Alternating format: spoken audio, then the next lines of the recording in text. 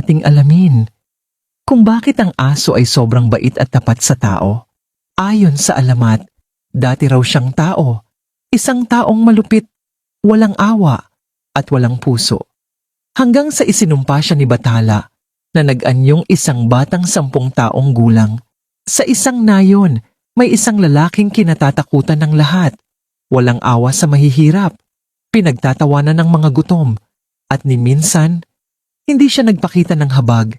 Isang araw, may batang lalaki, payat, madungis, halos 10 taong gulang, ang lumapit. Humihingi ng kaunting pagkain, pero imbes na tulungan, itinaboy siya ng lalaki.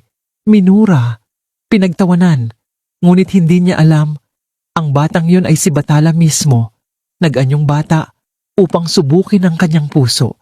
Biglang dumilim ang langit at nagsalita ang bata.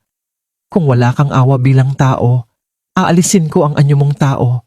Simula ngayon, ikaw ay magiging isang aso upang matutunan mo ang tunay na halaga ng katapatan at pagmamahal.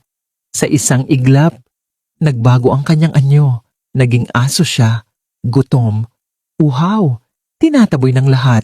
Doon niya naranasan ang hirap at sakit na dati siya mismo ang gumagawa hanggang isang bata ang lumapit.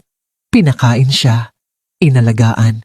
Doon niya unang natikman ang kabutihan na hindi niya kailanman ibinigay noon. Unti-unting natunaw ang kanyang puso at napalitan ng pagmamahal. Mula noon, ipinangako niyang iingatan ng tao, maging tapat at magmahal hanggang sa huli. At iyan ang alamat kung bakit ang aso ay sobrang bait at tapat sa tao. Sa kanilang mga mata, naroon ang kaluluwang minsan nang nagkamali, ngunit binigyan ni Bathala ng pagkakataong matuto at magmahal.